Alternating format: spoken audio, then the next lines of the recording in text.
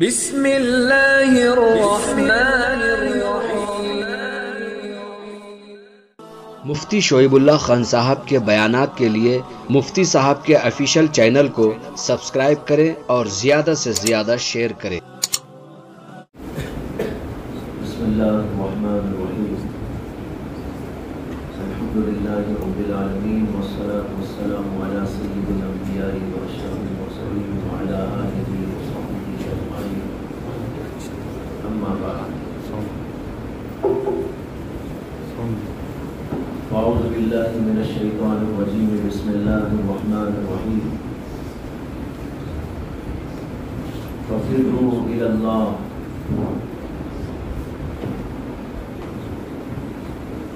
وقال تعالی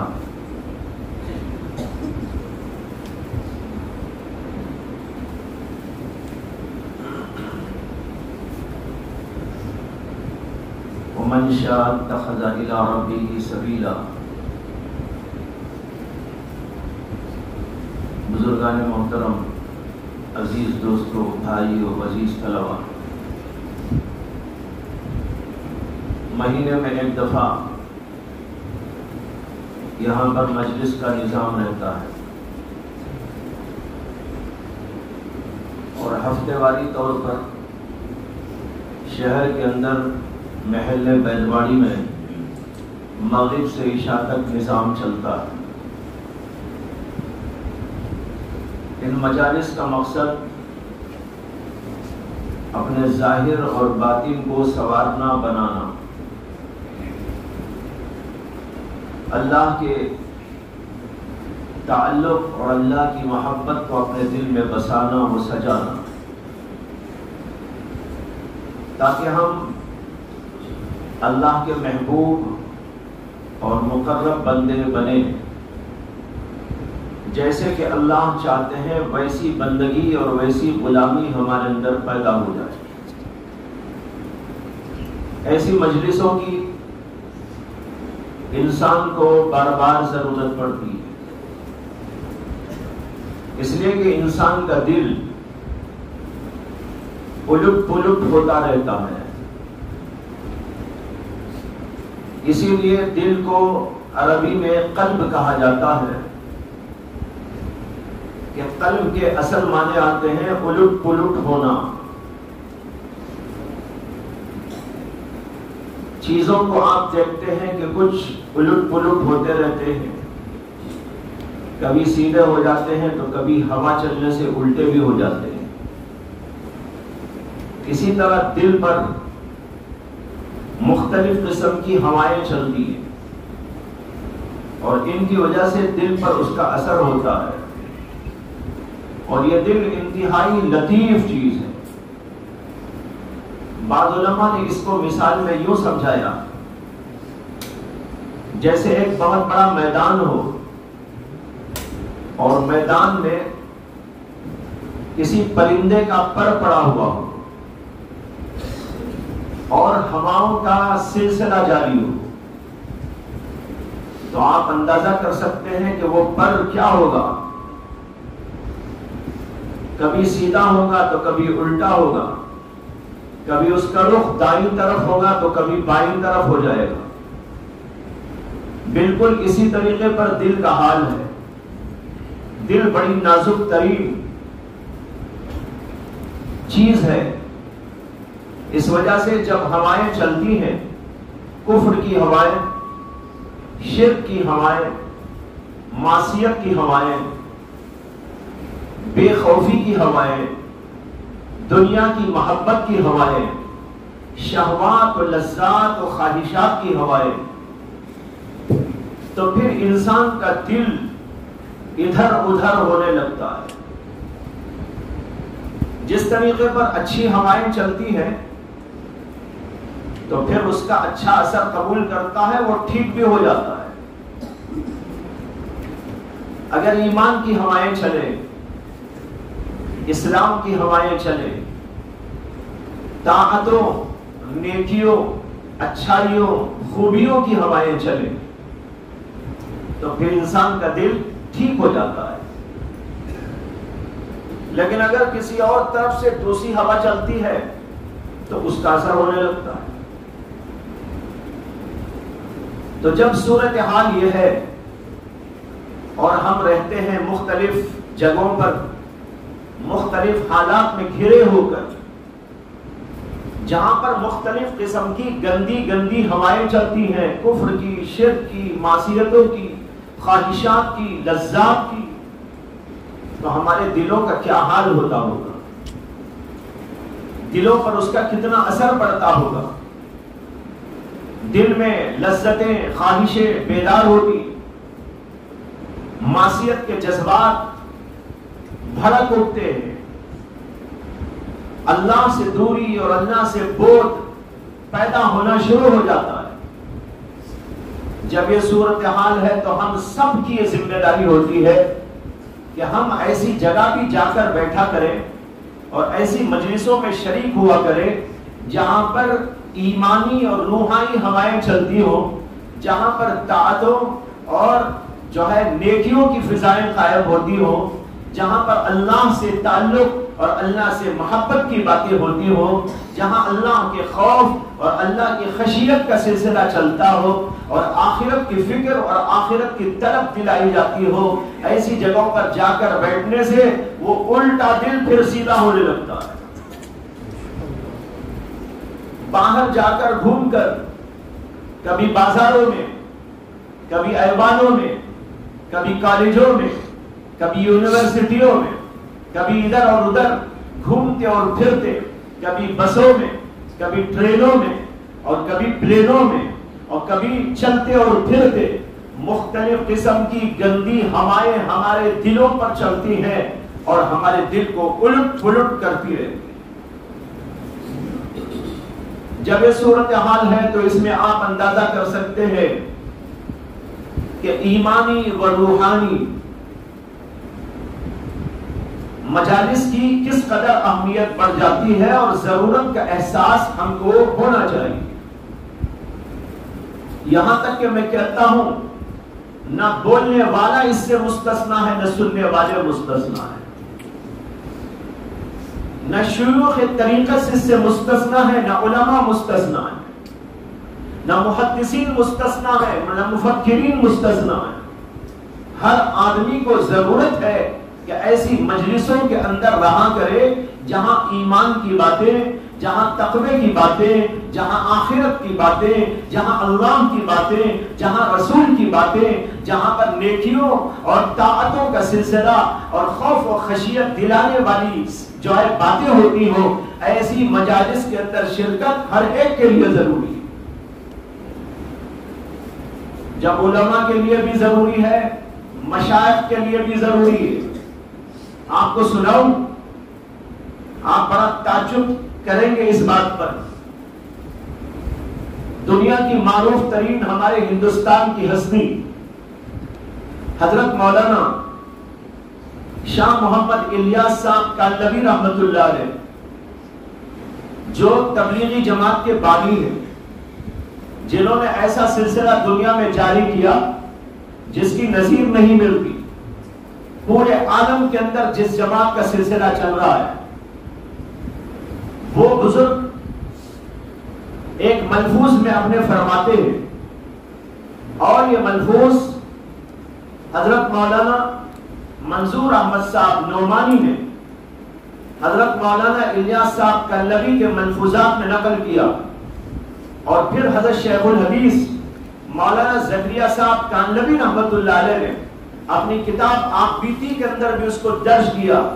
حضرت فرماتے ہیں کہ جب میں چلت پھرت کرتا ہوں، گشتوں میں نکلتا ہوں، لوگوں سے ملاقاتیں کرتا ہوں، ہر قسم کے لوگوں سے ملاقات کی وجہ سے دل پر غبار اور زنگ آ جاتا ہے، اور اس کو دھونے کے لیے میں سہارنپور اور رائے پور کی خانقاہوں میں وقت گزارتا ہوں. میں نے 2 حوالے اس کے دیے ہیں، معتبر ترین حوالے. ایک حضرت مولانا منظور نعمانی صاحب رحمت اللہ علیہ نے جو ملفوظات ڈائریکٹ حضرت سے سن کر لکھے، کوئی واسطہ اس میں بیچ میں نہیں ہے. اور دوسرے حضرت شیخ الحدیث مولانا زکریا صاحب کانلوی کی آپ بیتی کا حوالہ. اس سے آپ اندازہ کر سکتے ہیں جب ایسے ایسے مشائخ کو جو پہنچے ہوئے تھے بلکہ جن میں پہنچانے کی صلاحیت تھی, جو واصل اللہ تھے, جو واصل اللہ کرنے کا گر جانتے تھے, وہ بھی ایسی خانقاہوں سے مستغنی نہیں تھے, تو ہم جیسے اور آپ جیسے کیسے مستغنی ہو سکتے ہیں؟ اور پھر ایک اہم بات عرض کر دوں, جب ایسی مجلسوں میں بیٹھتے ہیں تو ہر آدمی یہاں آنے والا, یہ بات غور سے سن لیجئے, ہر آدمی یہاں پر آنے والا ایک ہی مقصد کو لے کر آتا ہے. یہاں پر کوئی بریانی نہیں بنتی ہے, یہاں پر کوئی لڈو تقسیم نہیں ہوتے ہیں, یہاں اپنا کھانا, اپنا پینا اور اپنا بستر لا کے رہنا اور چلنا ہے. تو یہاں دنیا کا کوئی سوال نہیں, یہاں آنے والے کا ایک ہی ایک مقصد ہوتا ہے, اللہ کی طرف جانے کا راستہ پالو. اس مقصد سے آدمی آتا ہے. جب نیک مقصد لے کر کوئی آدمی پہنچتا ہے تو اس نیک مقصد کا اثر پوری مجلس پہ پڑتا ہے. اور جب ہر آدمی اسی مقصد سے آیا, ہر ایک کا دوسرے پر اثر ہونے کی وجہ سے پوری مجلس کی مجلس ایک عجیب قسم کی رحمت سے ڈھانپ دی جاتی ہے. اسے کہ ساروں کا مقصد ایک ہے اور وہ صرف اللہ کا مقصد ہے. جب اس قدر نیک مقصد سے ہم جڑتے ہیں تو یہاں پر آنے والا ہر آدمی دوسرے کے لیے مفید اور دوسرے سے مستفید ہے. سمجھ میں آئے الفاظ نہیں آئے؟ ہر آدمی آنے والا دوسرے کے لیے مفید اور خود کے لیے دوسرے سے مستفید ہونے والا ہے. ہر آدمی ایک دوسرے سے مفید و مستفید ہے. اس وجہ سے اس مجلس کا اثر یہ ہوتا ہے کہ آدمی کے دل کے اندر نرمی, آدمی کے دل کے اندر مٹھاس, اللہ کے تعلق اور اللہ سے محبت کے لیے دل کھل جاتا ہے. بتائے رہا ہوں کہ ایسی مجلسوں کی شدید ترین ضرورت ہے. لیکن آپ پورے بنگلور میں چھان مارے, بنگلور بہت بڑا علاقہ ہے, بلکہ بہت سارے شہروں کا شہر ہے.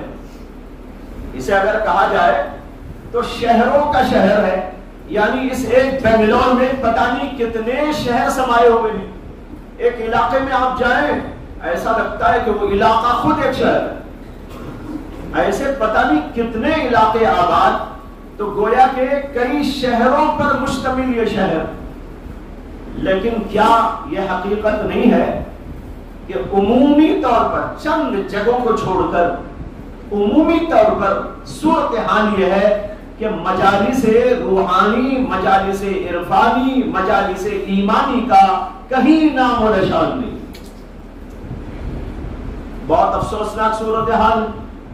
اور اسی صورتحال کا فائدہ اٹھاتے ہوئے بعض گمراہ فرقے آگے بڑھ رہے ہیں. وہ دیکھ رہے ہیں کہ بھائی پوری فضا خالی ہے, یہاں سے وہاں تک پورا میدان خالی ہے, تو انہوں نے کیا کیا, ذکر کے نام پر, تصوف کے نام پر, روحانیت کے نام پر, ایمانیات کے نام پر لوگوں کو جوڑنا شروع کر دیا, اور وہاں پر الٹی سیدھی اور انتہائی بدعتی بلکہ فاسقانہ ہی نہیں کافرانہ تعلیم دینی شروع کر دی, اور لوگوں کی ایمان پہ ڈاکہ ڈالتے جا رہے ہیں. بعض فرقے پیدا ہو گئے, جیسے ابھی بنگلور کے اندر ایک فرقے کا ذکر چل رہا ہے. میں نے بھی ایک جگہ پر ابھی جا کر بیان بھی کیا. اس کے بارے میں پتا چلا کہ وہاں ذکر کے حلقے قائم کرتے ہیں, ذکر کے عنوان پر لوگوں کو بلاتے ہیں, اور اس کے اندر محمد الرسول اللہ کا نام نہیں ہے, کسی خبیث و شیطان کا نام لیا جاتا ہے. نام ہے تصوف کا, نام ہے روحانیت کا, نام ہے جو ہے عرفانیت کا, اور وہاں پر یہ دھوم رچایا جاتا ہے. کیوں؟ وجہ یہ ہے کہ پوری فضا خالی پڑی ہوئی. اس فضا میں ایسے حلقے جگہ جگہ قائم کرنے کی ضرورت ہے جہاں پر عرفانی و روحانی اور دل کو پسینچنے والی باتیں ہوتی ہو, اور دل نرم پڑتا ہو اور اللہ کی طرف چلنے کے لیے تیار ہوتا ہو۔ یہ کہنے سے میرا ایک مقصد ہے، خاص طور پر علماء سے، چاہے وہ ہمارے ہاں کے مدرسین ہو یا باہر سے آئے ہوئے علماء ہوں، ان سے میں گزارش کرنا چاہتا ہوں کہ وہ اس لائن میں آگے بڑھیں، روحانی اور عرفانی لائن میں آگے بڑھیں، تاکہ پورے شہر ہی نہیں بلکہ پوری دنیا کے اندر ایسا قائم ہو نظام کہ عرفانی اور روحانی طور پر لوگوں کو آگے بڑھائے گا۔ لیکن چونکہ علماء اس سلسلے میں اس وقت آگے نہیں بڑھ رہے، نتیجہ وہ ہو رہا ہے جو ابھی میں نے عرض کیا آپ کے سامنے۔ تو بھائیوں، ایسی مجالس کی انتہائی شدید ضرورت ہے جہاں ایمان کی، عمل کی، تقوی کی، آخرت کی، دین کی، محبت خداوندی کی، عشق الہی کی، عشق رسول کی باتیں کی جائیں اور لوگوں کے دلوں کو کھنگالا جائے، ان کے ایمان کو مضبوط اور عمل کے اندر طاقت و قوت پیدا کی جائے اور وہ اندر ہی سے ایک جذبہ پا کر اپنی زندگی کی اصلاح فرما لیں۔ کوشش کریں گے آپ لوگ یا صرف آ کے بیٹھ کے چلے جائیں گے؟ آئیں گے، بیٹھیں گے، چلے جائیں گے تو حاصل کچھ نہ ہوگا جب تک کہ عمل میں یہ چیزیں نہیں لائی جاتی۔ آج میں نے آپ حضرات کے سامنے قرآن پاک کی 2 آیتیں پڑھی ہیں۔ ایک آیت ہے فَفِرُّوا إِلَى اللَّهِ، اللہ تعالیٰ کہتے ہیں کہ اے بندو اللہ کی طرف دوڑ لگاؤ، فَفِرُّوا إِلَى اللَّهِ، اللہ کی طرف دوڑ لگاؤ۔ اور دوسری آیت میں ہے کہ من شاء ومن شاء اتخذ الى ربه سبیلا، جو آدمی چاہے وہ اللہ کی طرف راستہ بنا لے۔ 2 آیتیں ہیں، دونوں کا بہت شدید تعلق ہے۔ پہلی آیت میں اللہ نے کہا کہ اللہ کی طرف دوڑ لگاؤ، اور دوسری آیت میں ہے جو اللہ کی طرف جانا چاہتا ہے اسے چاہیے کہ وہ اللہ کی طرف جانے کا راستہ پیدا کر لے، اللہ کی طرف چلنے کے لیے راستہ بنا کے جائے۔ جب وہ راستہ اختیار کرے گا، بنا ہوا راستہ موجود ہے، یہ مطلب نہیں کہ نیا کوئی راستہ پیدا کر لے، مطلب یہ ہے کہ راستہ جو موجود ہے اسے اپنا راستہ بنا لے، اس پر چلنا شروع کر ڈالے۔ جب اس راستے پر چلنا شروع کرے گا وہ اللہ تک پہنچ جائے گا اور اس کی یہ جو فَفِرُّوا إِلَى اللَّهِ میں اللہ نے حکم دیا ہے وہ بات پوری ہو جائے گی۔ بھائیوں، یہ آیت بہت ہی قابل غور ہے، تھوڑی سی اس کی تشریح عرض کروں گا۔ اللہ تعالیٰ نے کہا فَفِرُّوا، یہ لفظ فرار سے ہے اور فرار کے معنی آتے ہیں کسی چیز سے ڈر کر بھاگنا، کسی چیز سے ڈر کر بھاگنا۔ ظاہر بات ہے جب کسی چیز سے آپ ڈر کر بھاگیں گے تو ایسی جگہ بھاگیں گے جہاں ڈر نہ ہو۔ کیا ایسا بھی ہو سکتا ہے کہ آپ ڈر کے مارے بھاگیں اور پھر ایک اور ڈر میں چلے جائیں؟ جیسے کہتے ہیں نا کہ آدمی بارش سے بھاگ کر پلرانے میں کھڑا ہو گیا، بارش ہونے لگی تو اس نے کہا بھائی بارش ہے، بارش ہے، بارش سے بھاگنا چاہیے۔ اب بارش سے بھاگ کے کہاں آیا؟ وہاں آیا جہاں اوپر سے ریلا آ رہا ہے بارش کا، وہیں آگے کھڑا ہو گیا۔ اب اس بے وقوف کو کیا کہا جائے؟ بھاگنا چاہیے تھا اسے کہاں؟ جہاں بارش کا قطرہ بھی نہ ہو، کسی سائے میں جاتا اور وہاں پر ٹھکانہ اختیار کرتا، تب سمجھا جاتا کہ یہ عقل مندی کا کام ہے۔ اللہ نے فرمایا فَفِرُّوا، بھاگو۔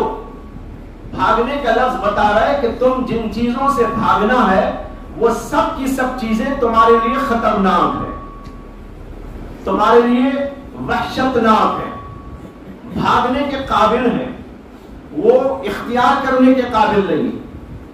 بھاگنا کہاں ہے؟ اللہ کی طرف بھاگنا ہے۔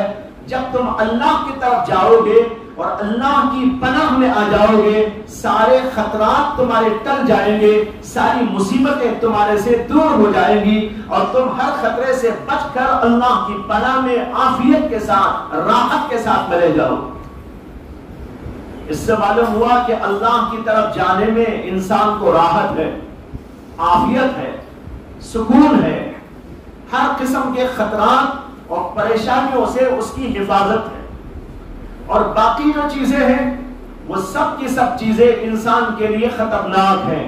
اللہ نے یہاں پر ایک لطیف بات یہ ہے کہ غور کیجئے، اللہ نے کن چیزوں سے بھاگنا اس کا ذکر نہیں کیا۔ علماء سمجھیں گے خاص طور پر، اللہ نے یہ نہیں کہا کس سے بھاگنا ہے، یہ کہا کہاں بھاگنا ہے۔ اس میں اشارہ ہے کہ سب کو چھوڑ کے بھاگنا ہے، اس میں عموم رکھ دیا اللہ نے، جیسے اللہ نے بعض جگہ پر عموم اسی لیے رکھا، اور علماء معانی کہتے ہیں کہ جہاں پر عموم ہوتا ہے اس کا مطلب یہ ہو، جہاں پر اللہ کسی چیز کو اس طرح محذوف رکھ دیتے ہیں وہ عموم کی طرف اشارہ ہوتا ہے۔ جیسے اللہ نے قرآن میں فرمایا اقرأ بسم ربک الذی خلق، اس اللہ کے نام سے پڑھو، تمہارے نام سے پڑھو، الذی خلق، جس نے پیدا کیا۔ کیا پیدا کیا؟ اللہ نے نہیں بتایا، اس لیے نہیں بتایا، سبھی اسی نے پیدا کیا ہے۔ کیا زمین، کیا آسمان، کیا سورج، کیا چاند، کیا انسان، کیا فرشتہ، کیا جنات، سب کی سب چیزیں اللہ نے پیدا کی۔ اب بولنے کی کیا ضرورت ہے کہ کیا پیدا کیا، کیا نہیں پیدا کیا، سبھی اللہ نے پیدا کیا۔ عموم ہے تو محذوف کر دینے سے عموم کا فائدہ ملتا ہے۔ الذی خلق، بعض جگہ تو یہ آیا، یہاں پر الذی خلق، جیسے اللہ نے کے پیدا کیا، سب کچھ پیدا کیا۔ اسی طریقے پر یہاں اللہ نے ان چیزوں کو محذوف رکھا ہے جن سے بھاگ کر ہم کو جانا ہے۔ اس کا مطلب یہ ہے کہ ہر چیز کو چھوڑ کر بھاگو۔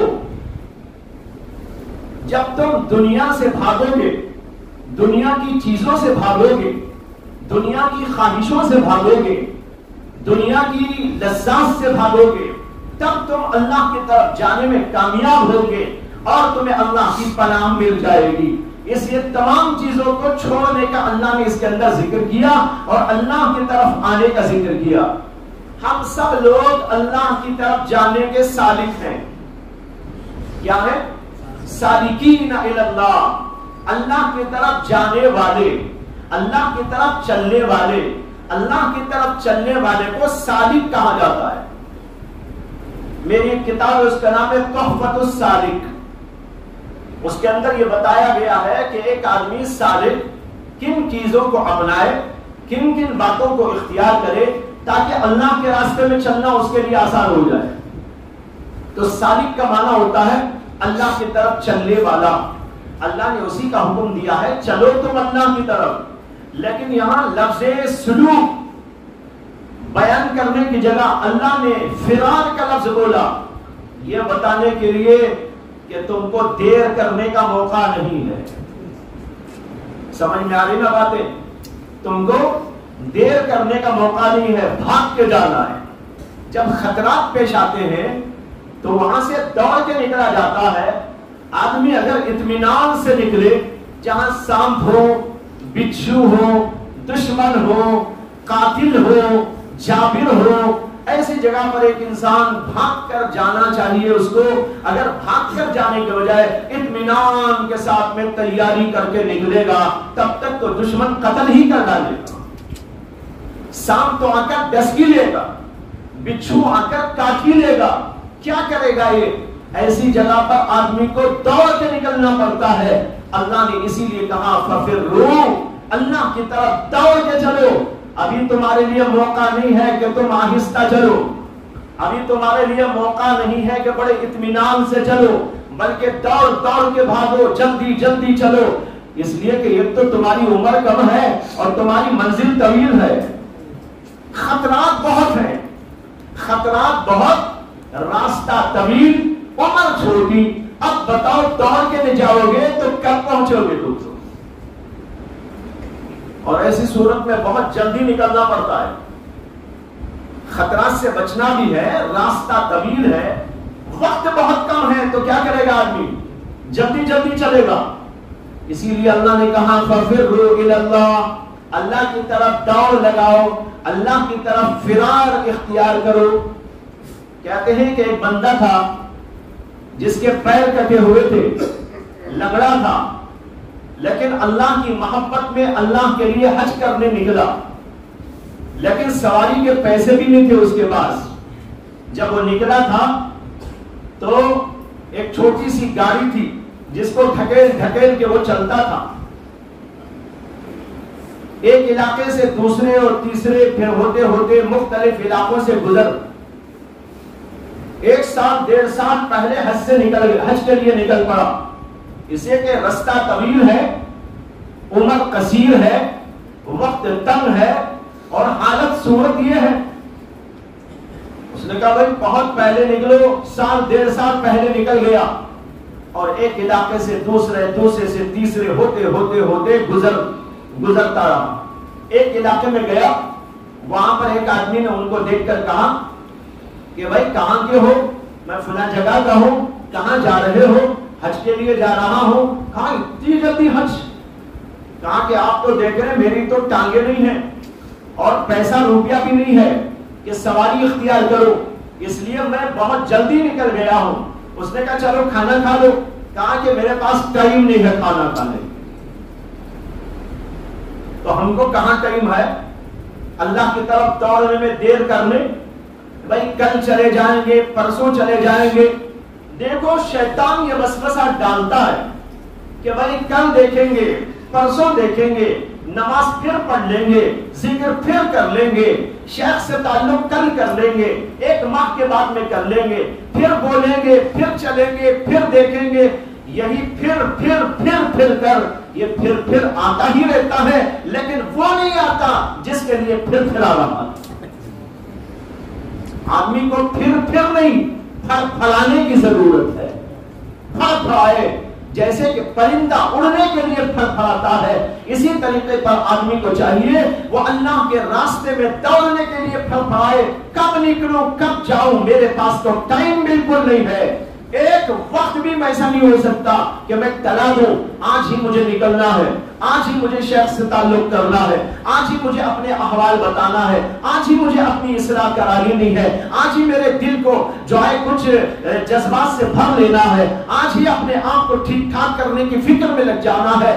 کل پر نہ ڈالو، پرسوں پر نہ ڈالو. اگر کل پرسوں کرتے رہو گے تو پھر تمہاری پھلاہٹ تو ختم ہو جائے گی اور وہ دن نہیں آئے گا. اسی لیے حدیث میں آتا ہے کہ اللہ کے نبی علیہ السلام نے ارشاد فرمایا کہ لو، اگر، مگر جو ہوتا ہے یہ شیطان کی طرف سے ہے.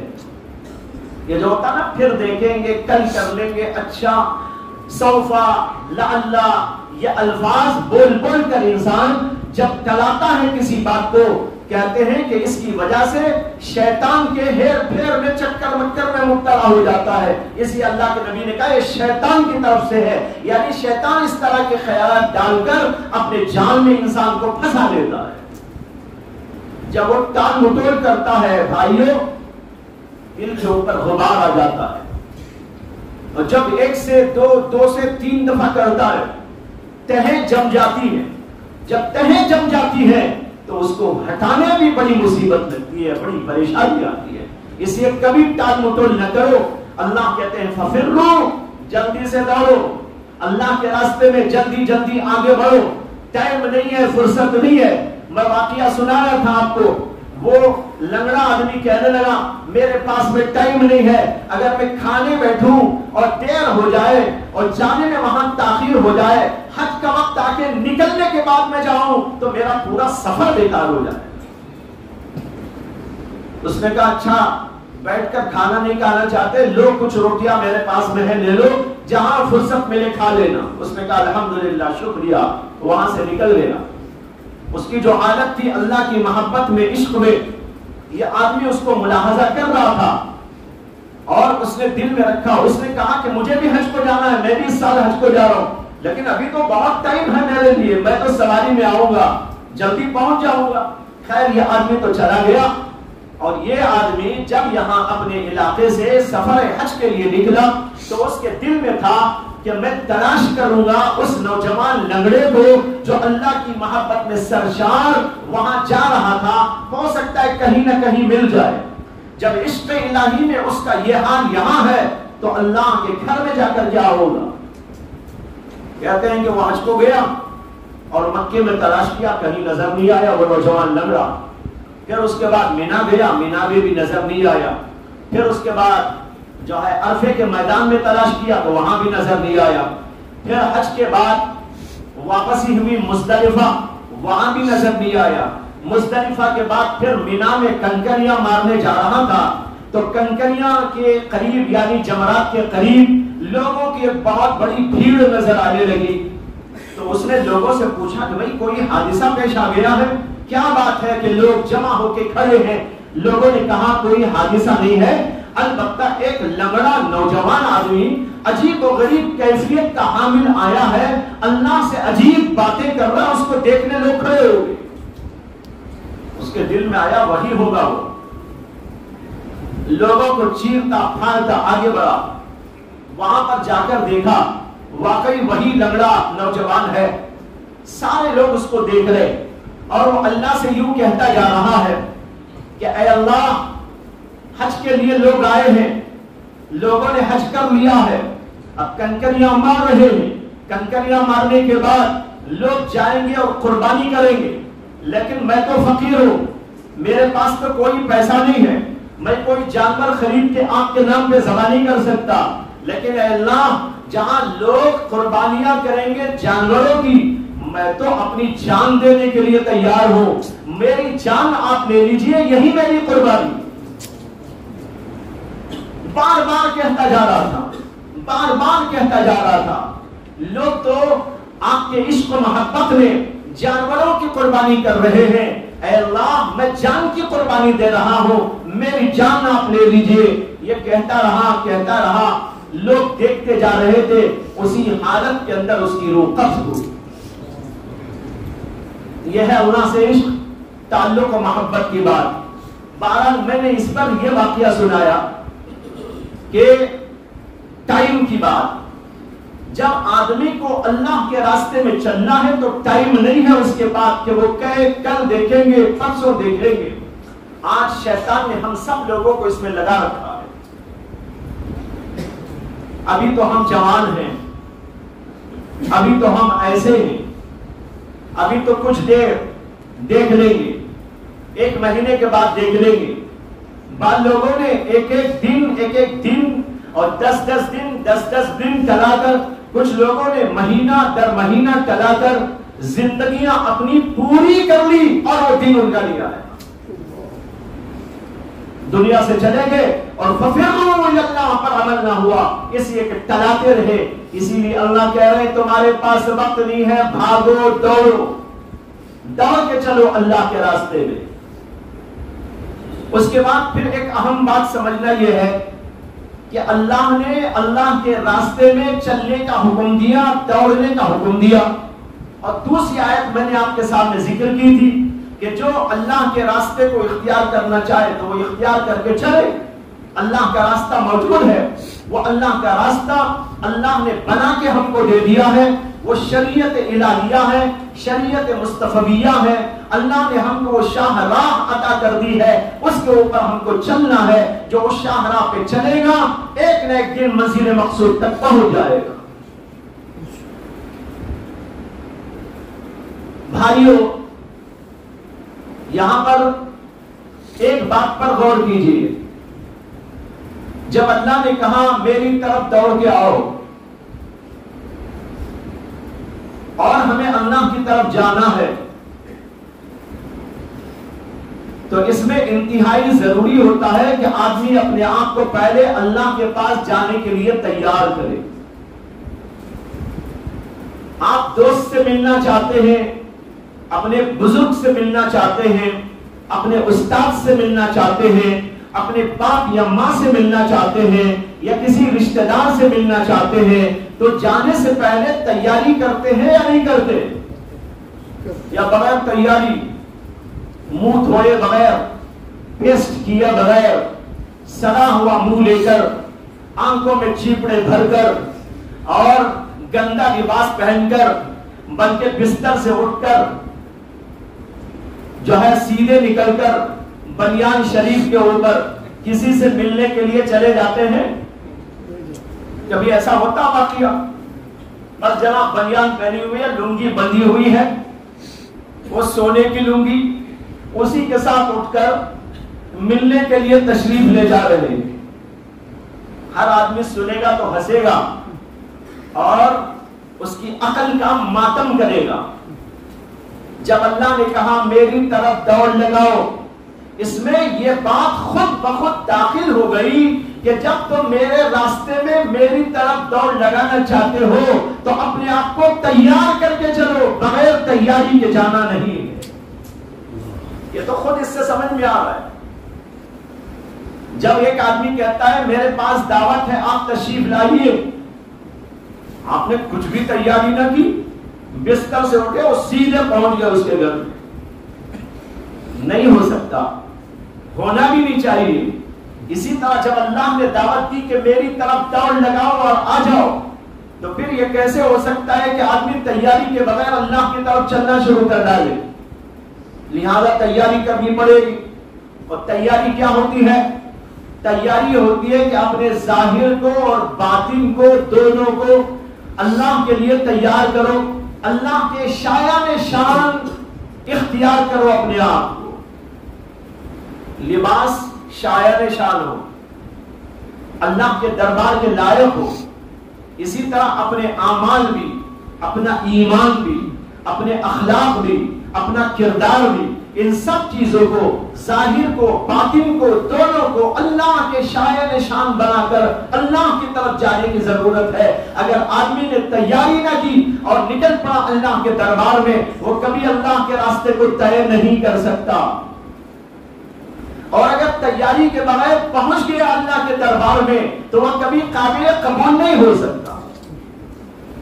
جیسے جانے کو تو سب چلے جائیں گے، ایک دن آئے گا سب کے سب اللہ کے پاس پہنچ جائیں گے، لیکن پہنچنے کے بعد مقبول وہی ہوں گے جنہوں نے اللہ کے پاس جانے کی تیاری کر کر اس راستے کو طے کیا ہوگا، اور جنہوں نے اللہ کے راستے میں کیا چلا لیکن تیاری نہیں کی تو پھر وہ لوگ اللہ کے ہاں مقبول نہیں ہوں گے۔ اس سے معلوم ہوا کہ ہم لوگوں کو ظاہر اور باطن دو چیزوں کو ٹھیک ٹھاک کر کر اللہ کے راستے میں جانے کا سلسلہ شروع کرنا چاہیے، بلکہ وہ خود بھی اللہ کے راستے میں ایک درجے میں چلنا شروع ہو جائے گا۔ علماء نے کہا ہے ایک ہوتی ہے سیر الی اللہ اور ایک ہوتی ہے سیر فی اللہ۔ ایک ہوتی ہے سیر الی اللہ اور ایک ہے سیر فی اللہ۔ سیر کے معنی جانا، چلنا، اللہ کی طرف سیر کرنا۔ اللہ کی طرف سیر ایک ہے اور اللہ کے اندر سیر ایک ہے۔ علماء نے اس کو مثال میں سمجھایا، جیسے ایک آدمی یہاں بنگلور سے تاج محل دیکھنے کے لیے جانا چاہتا ہے تو وہ دو سیر کرے گا۔ ایک سیر الی تاج محل، تاج محل تک سیر، یہاں سے جانا ہے، فلائٹ میں جانا ہے یا ٹرین میں جانا ہے، راستہ قطع کرنا ہے اور مختلف مراحل کو طے کرتے کرتے کرتے جو ہے تاج محل والی بستی کو جانا ہے اور تاج محل تک پہنچنا ہے، ٹکٹ خریدنا ہے اور تب ٹکٹ خرید کر اندر پہنچے گا۔ اب سیر فی تاج محل ہوگا۔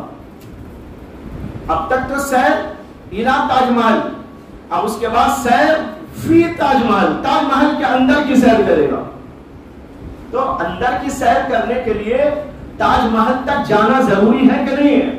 اگر کوئی آدمی تاج محل تک کی سیر نہ کرے اور کہنے لگے میں تاج محل کی سیر کرنا چاہتا ہوں، میں تاج محل دیکھنا چاہتا ہوں، تو کیسے دیکھ سکتا ہے؟ تاج محل کی سیر کرنا ہو تو تاج محل تک سیر پہلے کرو۔ اسی طرح اللہ کو جاننا چاہتے ہو، اللہ کی صفات کو جاننا چاہتے ہو، اللہ میں سیر کرنا چاہتے ہو تو پھر اللہ تک سیر کرنا پڑے۔ جب اللہ تک سیر ہوتی ہے تو سب سے پہلے جیسے کہ میں نے کہا تیاری، تیاری میں سب سے پہلے پاکی و صفائی ہے. جیسے آپ کسی دعوت میں جانا چاہتے ہو، سفر میں جانا چاہتے ہو، تاج محل دیکھنے کے لیے جانا چاہتے ہو یا کسی اور جگہ دیکھنے کے لیے جانا چاہتے ہو، سب سے پہلے اپنے آپ کو آپ پاک و صاف بناتے ہیں، نہاتے ہیں، دھوتے ہیں، جہاں جہاں گندگی ہو، غلاظت ہو، بدبو ہو، سب چیزوں کو صاف کرتے ہیں. جب صفائی ہوتی ہے تو پھر اس کے بعد آپ اپنے آپ کو آراستہ پیراستہ کرتے ہیں، اچھا لباس پہنتے ہیں، بہترین زیب و زینت کی اشیاء سے اپنے آپ کو جو ہے آراستہ پیراستہ کرتے ہیں، اور پھر اس کے بعد آپ کا سفر شروع ہوتا ہے. اسی طریقے پر اللہ کی طرف سیر کرنے کے لیے سب سے پہلے اپنے آپ کو پاک و صاف کرنا ہوگا. پاکی صفائی کیا ہے؟ توبہ کرنا اللہ کے دربار میں.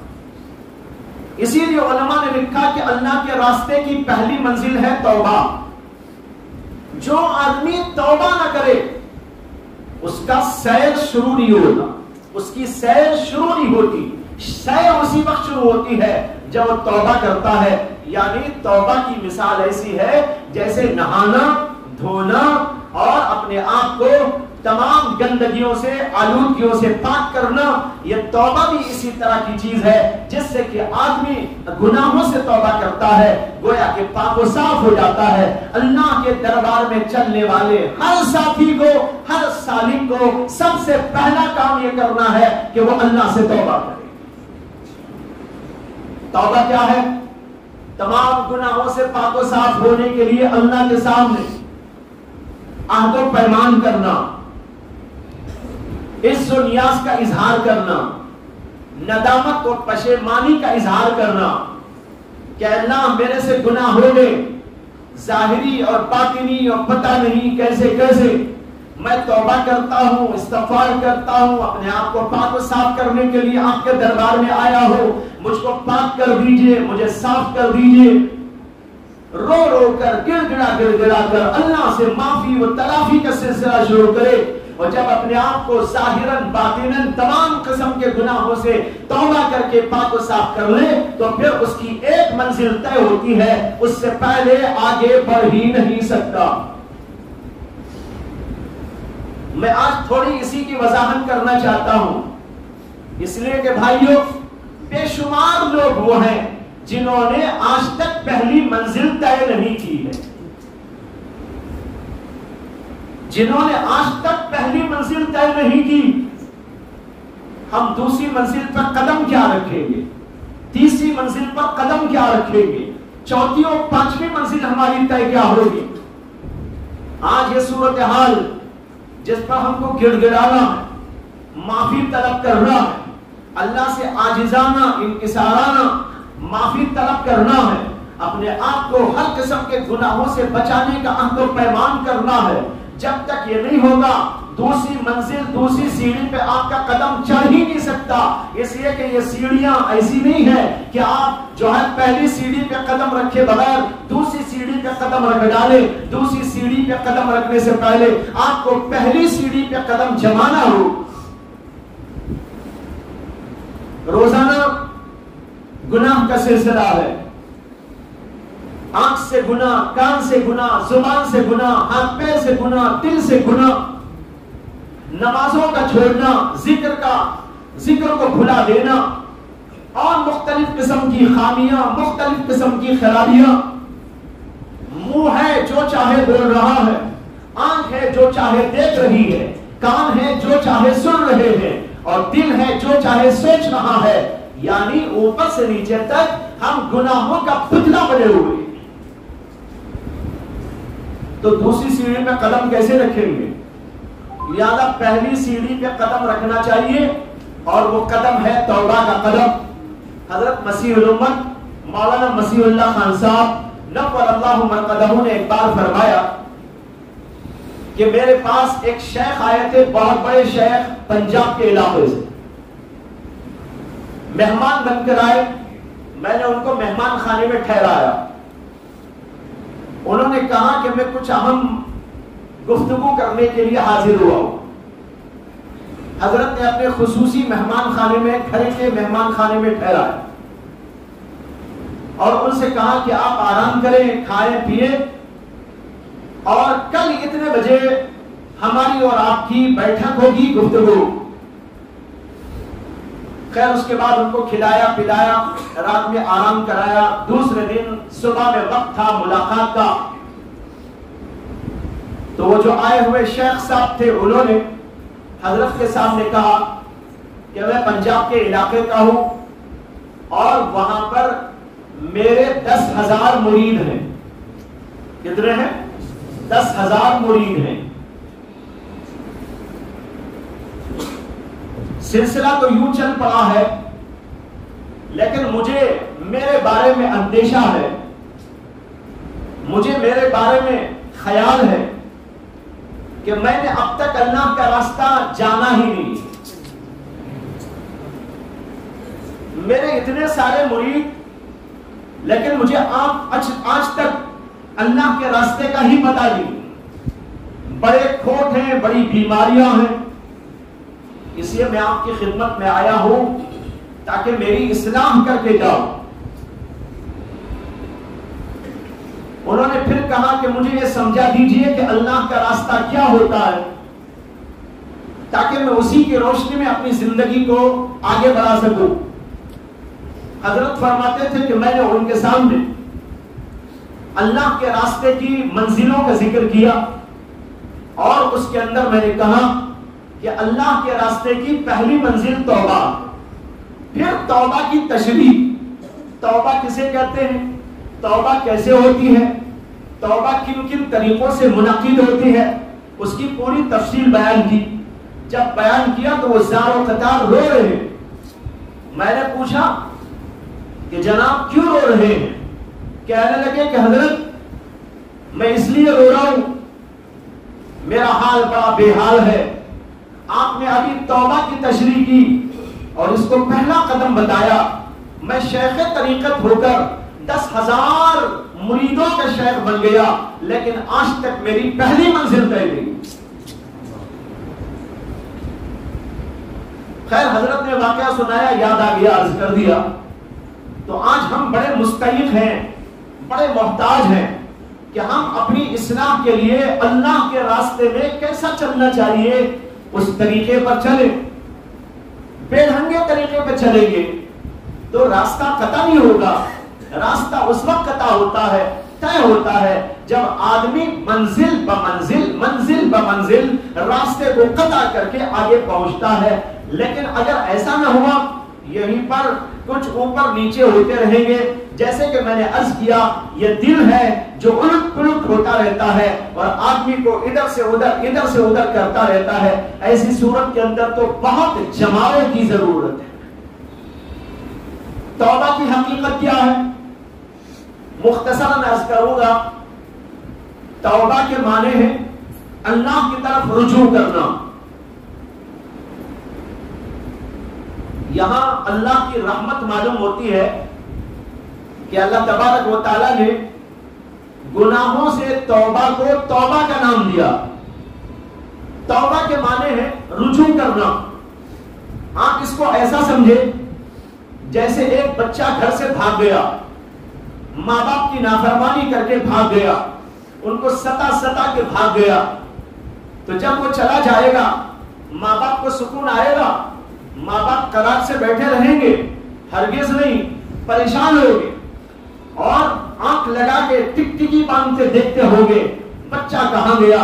اگرچہ نافرمانی کر کے گیا، اگرچہ بہت غلط کر کے گیا، لیکن ماں باپ اسے چھوڑتے نہیں. ماں باپ اس کی طرف ٹکٹکی باندھ کے دیکھتے ہیں.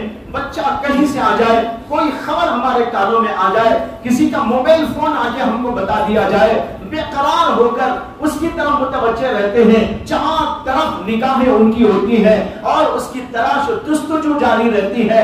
اب فرض کرو اسی تلاش و جستجو کے حال میں بچے نے رجوع کیا، یعنی گھر کی طرف آ گیا. ماں باپ کا کیا حال ہوتا ہے؟ ماں باپ کیا کرتے ہیں؟ ڈنڈے مارتے ہیں، گلے سے لگاتے اور فوراً قبول کرتے، اسے کھلاتے ہیں پلاتے، یہاں تک کہ اسے یہ بھی نہیں پوچھتے کہ بیٹا تو نے گناہ کیوں کیا، تو نے نافرمانی کیوں. وہ سب حذف کر دیں گے اور ماں باپ اسے کہیں گے بیٹا کھانا کھایا کہ نہیں کھایا. بیٹا کہاں سویا تھا، ارے پیا کیا تھا، اس کی فکر ان کو لاحق ہوتی ہے جب بچہ رجوع کر کے آتا ہے۔ اللہ نے توبہ کا لفظ یہاں بول کر ہم کو اور آپ کو بتایا ہے کہ تمہارے ماں باپ سے زیادہ جب تم گناہ کر کے میرے دروازے کو چھوڑ کر دور چلے جاتے ہو، میرے سے بہت اور دوری میں مبتلا ہو جاتے ہو، تو میں اس سے زیادہ تمہاری طرف توجہ کرتا ہوں کہ تم میرے پاس میں آ جاؤ۔ یہ نہیں سمجھنا چاہیے گنہگاروں کو کہ ہم نے گناہ کیا تو بس اللہ قبول نہیں کرے گا۔ ایک بزرگ کہتے ہیں کہ میں نے ایک زمانے تک بڑی عبادت کی، بڑی ریاضت کی، بڑا مجاہدہ کیا، اس کے بعد شیطان نے بہکا دیا، تو 20 سال ایسے گزر گئے کہ ان 20 سالوں میں اللہ کی خوب نافرمانی کر دی۔ اس کے بعد دیکھا ایک دن آئینے میں کھڑے ہو کر تو نظر آیا کہ بال پک گئے، بڑا احساس ہوا کہ تو گناہوں میں مبتلا ہے، شرارتوں میں مبتلا ہے، اللہ کی نافرمانیوں میں مبتلا ہے، تیرے بال تو پکنے لگے ہیں، تجھے تو شرم آنی چاہیے۔ وہ آدمی جو ایک زمانے تک عبادت کرتے رہے اور 20 برس گناہوں میں مبتلا ہو گئے، اللہ کی طرف ہاتھ پسارتے ہیں اور اللہ سے کہتے ہیں کہ اللہ میں نے تو آپ کی عبادت کی، آپ نے مجھے موقع دیا، لیکن شیطان کے بہکاوے میں آیا اور گناہ میں مبتلا ہو گیا۔ اے اللہ کیا اگر میں آپ کی طرف اب آؤں تو آپ مجھے قبول کر لیں گے؟ کہتے ہیں کہ کسی بزرگ سے اس زمانے کے ان کو اطلاع دی گئی۔ کیا اطلاع دی گئی؟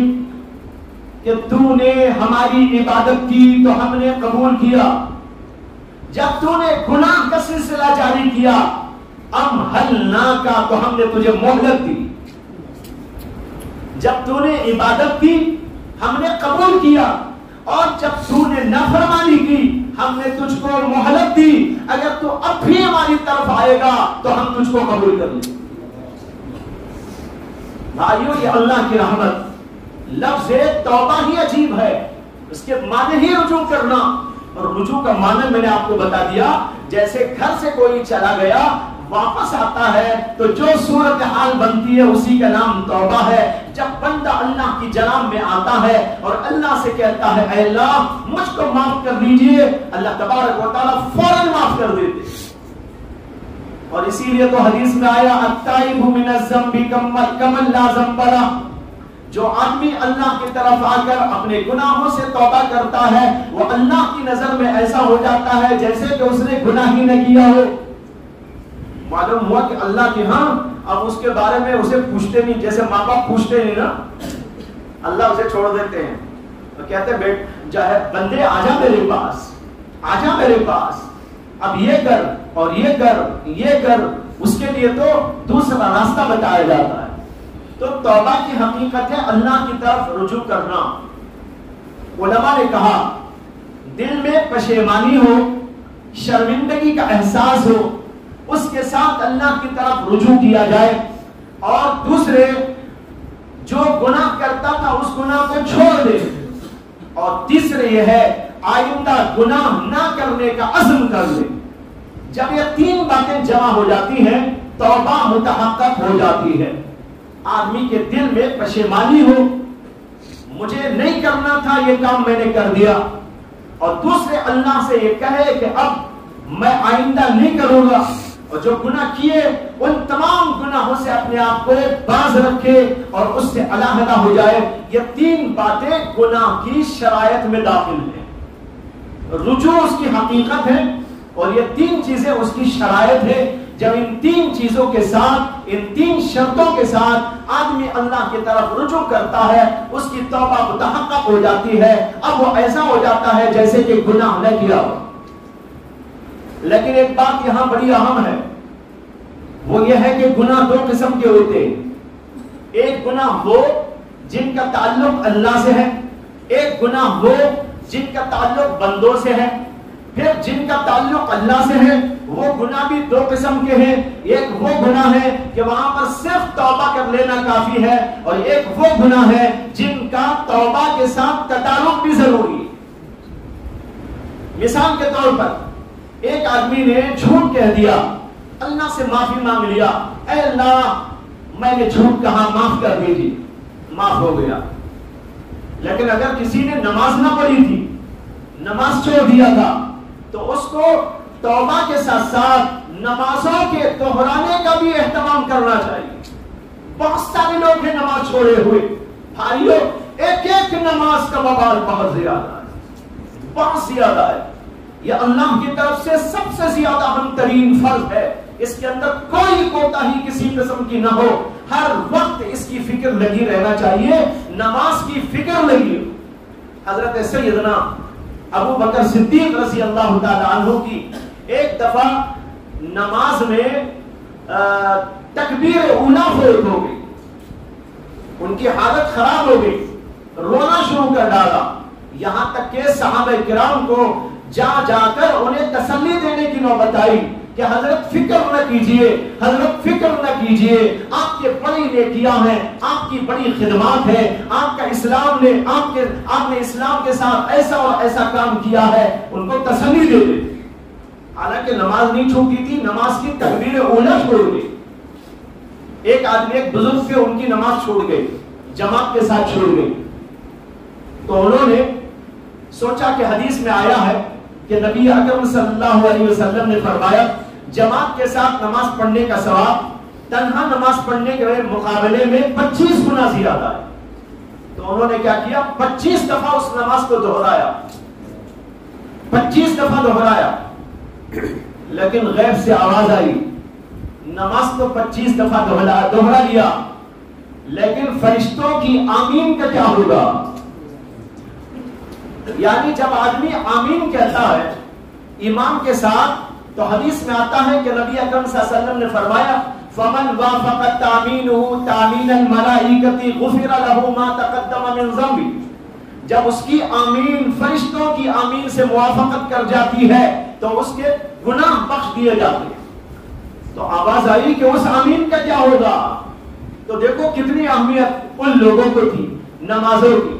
اس لیے میں نے کہا کہ نماز اگر چھوٹ جائے، نماز تو چھوڑنا نہیں ہے، چھوٹ جائے بہت بڑی بات، لیکن چھوٹ جانے پر صرف توبہ کر لینا کافی نہیں، اس کا تدارک کرنا پڑے گا، یعنی نمازوں کی قضا رکھنی ہوگی، قضا پڑھنی ہوگی۔ روزہ چھوٹ گیا تو روزے کی قضا رکھنی ہوگی، زکات نہیں دی تھی، کئی سال گزر گئے تو اب اس کو وہ زکات ادا کرنا ہوگا۔ اسی طریقے پر کچھ کام ہے وہ سب ادا کرنے پڑتے ہیں، علماء سے فتویٰ لے اور اس کے مطابق عمل کرے۔ ایک بات تو یہ ہوگی۔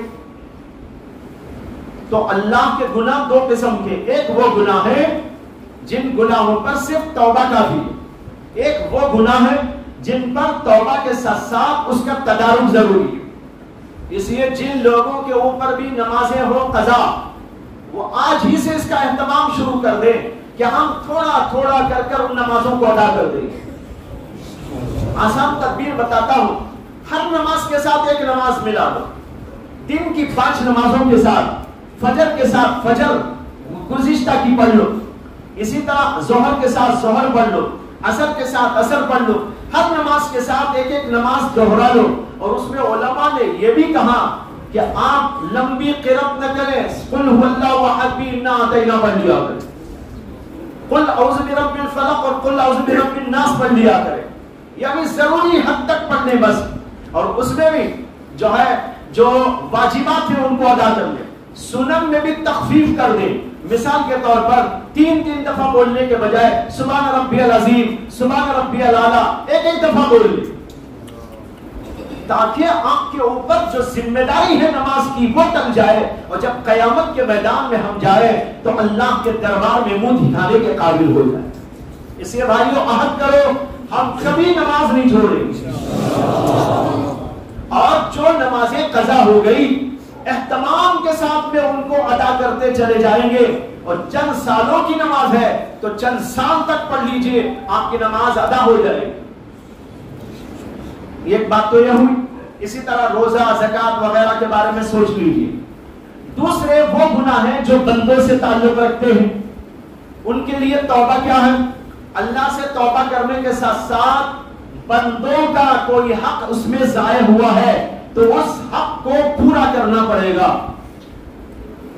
کسی کی غیبت کر دی اس سے بھی معافی مانگنا ہوگا. کسی کے خلاف کوئی کارروائی کر دی اس سے بھی معافی مانگنا ہوگا. اگر اس سے معافی نہیں مانگا تو معاف نہیں ہوگا. صرف اللہ سے توبہ کرنا کافی نہیں، بندوں سے معافی مانگنی ہوگی. جب معافی تلافی وہاں ہوگی تب پہلی منزل طے ہوگی، نہیں تو پہلی منزل طے نہیں ہوگی. سمجھ میں آ رہا نا؟ پہلی منزل. اب سوچ لیں کہ ہم نے ایسا کر لیا ہے کہ نہیں کیا ہے. کتنوں کی ہم نے غیبت کی، کتنوں کی چغلی کھائی، کتنوں کا مال دبایا، کتنوں کو بے عزت کیا، کتنوں کے ساتھ کیا کیا غلط ہم نے کیا، کتنا کس کو نقصان پہنچایا، کسی کے مال کو، کسی کے جان کو، کسی کی عزت و آبرو کو. اب یہ سب چیزیں ہمارے ذمے میں ہے. اگر ہم نے ان چیزوں کی معافی تلافی دنیا میں نہیں کر لی تو قیامت کے دن یہ لوگ آگے کھڑے ہو جائیں گے اور اللہ سے عرض کریں گے کہ اللہ اس نے مجھے یوں تکلیف پہنچائی تھی، مجھے یوں نقصان دیا تھا، میرا یہ حق دبا لیا تھا، میں آج میرا یہ حق مطالبے کے لیے مطالبہ کرنا چاہتا ہوں. تب کیا ہوگا؟ حدیث میں آتا ہے کہ اللہ کے نبی نے فرمایا کہ اس آدمی کی نیکیاں لے لے کر ان لوگوں کو دے دی جائے گی اور پھر بھی وہ پورے نہیں ہوئے اور اس کی نیکیاں ختم ہو گئی تو اللہ ان کے گناہ لے کر اس کے ذمے میں ڈال دے. اللہ کے نبی نے ایک موقع پر فرمایا، جانتے ہو کہ مفلس کون ہے؟ صحابہ نے کہا مفلس وہ ہے جس کے پاس میں فلوس نہ ہو، پیسہ نہ ہو. آپ نے کہا نہیں، میں یہ نہیں پوچھ رہا ہوں. آخرت کا مفلس، آخرت کا مفلس وہ ہے جو نیکیاں لے کے جائے گا، نمازیں لے کے جائے گا، تہجد لے کے جائے گا، ذکر اذکار کا خزانہ لے کے جائے گا، مختلف خدمات کا خزانہ لے کے جائے گا، لیکن اسی کے ساتھ ساتھ کسی کو نقصان پہنچایا ہوگا، کسی کو گالی دے دی ہوگی، کسی کی غیبت کر دی ہوگی، کسی کی چغلی کھائی ہوگی، کسی کو نقصان پہنچایا ہوگا، کسی کو بے عزت کیا ہوگا اور اس طرح کے کام کر کے گیا. اب وہ لوگ وہاں آ کے کھڑے ہوں گے اور اللہ سے کہیں گے کہ اللہ ہم کو اس سے بدلہ دیا. اللہ تعالیٰ فرشتوں کو حکم دیں گے کہ اس کی نیکیاں اٹھاؤ، ان کو بانٹ دو. ساری نیکیاں بچ جائیں گی لیکن مطالبہ کرنے والے پھر بھی باقی ہوں گے. اللہ کہیں گے کہ نیکیاں ختم ہو گئی، اب ایسا کرو ان کے گناہ اٹھا کر اس کے ذمے میں ڈال دو. اللہ کے نبی نے کہا یہ ہے اصل میں مفلس آدمی. قیامت کے دن نیکیاں لے کے جائے گا لیکن نیکیاں اس کے کام نہیں آئیں گی. بھائیو اس دن کے آنے سے پہلے دنیا میں اپنے آپ کو پاک و صاف کر لو. حدیث میں آتا ہے اللہ کے نبی علیہ السلام نے اپنی آخری عمر میں مسجد نبوی تشریف لا کر حضرت ابن عباس کے ساتھ وہاں پر منبر پر بیٹھے اور بیٹھنے کے بعد آپ نے لوگوں سے خطبہ دیتے ہوئے کہا اے لوگوں میرا دنیا سے جانے کا وقت قریب آ گیا ہے، میرا دنیا سے جانے کا وقت قریب آ گیا ہے، شاید کہ تم پھر اس جگہ مجھ کو دیکھ نہ پاؤ گے. آخری زمانہ فرمانے لگے اور اس وقت آپ کے سر میں انتہائی شدید درد تھا. حدیث میں بھی ہے کہ آپ نے پٹی باندھ رکھی تھی سر کے درد کی وجہ سے. ایسی حالت میں مسجد کو تشریف لا کر یہ فرماتے ہیں کہ اے لوگوں اگر کسی کا کوئی حق میرے ذمہ باقی رہ گیا ہو وہ ابھی آ کر میرے سے وصول کر لے. میں نے کسی کو مارا ہو، میں نے کسی کو تکلیف دی ہو، میں نے کسی کا درہم دینار رکھ لیا ہو، حالانکہ اللہ کے نبی تو معصوم ہے لیکن پھر بھی آپ اعلان کرے. پہلی دفعہ اعلان کیا کوئی نہ کھڑے ہوئے، دوسری دفعہ اعلان کیا پھر بھی کوئی نہ کھڑے. اللہ کے نبی نے تیسری دفعہ فرمایا ارے بھائی ایسا نہ سوچو کہ تم اگر مطالبہ کرو گے تو مجھے برا لگے گا. نہیں مجھے برا نہیں لگے گا. یہ بھی اعلان کیا. اس کے بعد ایک صحابی کھڑے ہوئے، انہوں نے کہا یا رسول اللہ میرا ایک درہم فنا وقت میں نے آپ کو دیا تھا وہ مجھے واپس آنا ہے. اللہ کے نبی نے بلال سے کہا کہ ان کو واپس کر دو. پھر ایک اور صحابی کھڑے ہوئے، انہوں نے کہا یا رسول اللہ ایک جنگ کے موقع پر آپ نے میری پیٹھ کے اوپر مار دیا تھا، آپ نے کہا آؤ بدلہ لے لو. وہ صحابی آگے بڑھے، کہنے لگے، عرض کرنے لگے کہ یا رسول اللہ جب آپ نے مجھے مارا تھا تو میری پیٹھ پر کوئی کرتا ورتا نہیں تھا، ننگی پیٹھ پہ مارا تھا، اور آپ کے جسم مبارک پر تو چادر پڑی ہوئی ہے۔ اللہ کے نبی نے چادر ہٹا دی اور کہا کہ آؤ بدلہ لے لو۔ تمام صحابہ پریشان ہیں، کیا یہ اللہ کے نبی سے بدلہ لیں گے؟ وہ صحابی قریب آئے اور اللہ کے نبی صلی اللہ علیہ وسلم کی پشت کی طرف سے آئے اور آ کر آپ کی پشت سے اپنے پیٹ کو مس کر دیا اور کہنے لگے کہ یا رسول اللہ میں نے آپ سے سنا تھا کہ نبی کے جسم سے جس کا جسم مس ہو جاتا ہے جہنم اس جسم پر حرام ہو جاتی ہے۔ مجھے مقصود آپ سے بدلہ لینا نہیں تھا، مجھے مقصود تو یہ تھا کہ میرا جسم آپ کے جسم اطہر سے مل جائے تاکہ میرے اوپر جہنم حرام ہو جائے۔ لیکن بہرحال وہ صحابی نے تو نہیں لیا بدلہ، لیکن مجھے کہنا کیا ہے، اللہ کے نبی نے اعلان کیا۔ یہ ہمارے لیے بڑی عبرت، ہم کتنے لوگوں کا حق مار لیتے ہیں اور پھر بھی ہم چاہتے ہیں کہ ہم تہجد گزاروں میں شامل ہو جائیں، ہم مقربین میں شامل ہو جائیں، ہم بہت بڑے اللہ والوں میں شامل ہو جائیں، لیکن بہت سے لوگوں کا حق ہمارے ذمہ باقی ہے۔ جب تک وہ حق ادا ہو کر توبہ مکمل نہ ہوگی، توبہ کی پوری منزل طے نہ ہوگی، توبہ کی یہ سیڑھی ہم چڑھ کر مکمل نہ کریں گے، دوسرے قدم پر دوسری سیڑھی پر ہمارا قدم نہیں جا سکتا ہے۔ اب ہر آدمی اپنا جائزہ لے لے کہ ہمارا حال کیا ہے اور ہم کتنے لوگوں کا کیا کیا باقی رکھے ہوئے ہیں، ہمارے اوپر غیبتوں کا کتنا انبار ہے، چغلیوں کا کتنا انبار ہے، مال یا کوئی اور چیز ہم نے لے لی ہو، وہ سب کا سب دنیا میں ادا کرنے کی کوشش کرے اور اس میں شرم محسوس نہ کرے کہ بھائی اگر میں جاؤں گا کسی کو بولوں گا کسی کو بتاؤں گا میری عزت لٹ جائے گی، میری عزت تباہ ہو جائے گی، اب تو مجھے بڑا بزرگ وہ سمجھ رہے ہیں، اب میں جا کر بولوں گا میں نے غیبت آپ کی کر دی تو میری ویلیو کیا رہے گی۔ بھائیو اگر ایک آدمی اللہ کی خاطر یہ کرے گا تو ایک تو اللہ کی نظر میں وہ بڑا قابل جو ہے قابل رحم بلکہ قابل قدر ہو جائے گا، اور اللہ انشاءاللہ لوگوں کی نگاہ میں بھی اس کو ذلیل نہیں کرے گا۔ اس سے کہ جب آدمی اللہ کے لیے کر رہا ہے تو اللہ تعالیٰ اس کو ذلیل ہونے نہیں دیں گے، بلکہ اس کی ویلیو بڑھ جائے گی، قدر بڑھ جائے گی۔ علماء میں سے بہت سے علماء ایسے گزرے ہیں جن سے کچھ لکھنے میں خطا ہو گئی، فتویٰ دینے میں غلطی ہو گئی، انہوں نے رجوع کیا، اعلان کیا۔ حضرت حکیم الامت تھانوی رحمت اللہ علیہ نے اپنے کئی فتووں سے رجوع کیا۔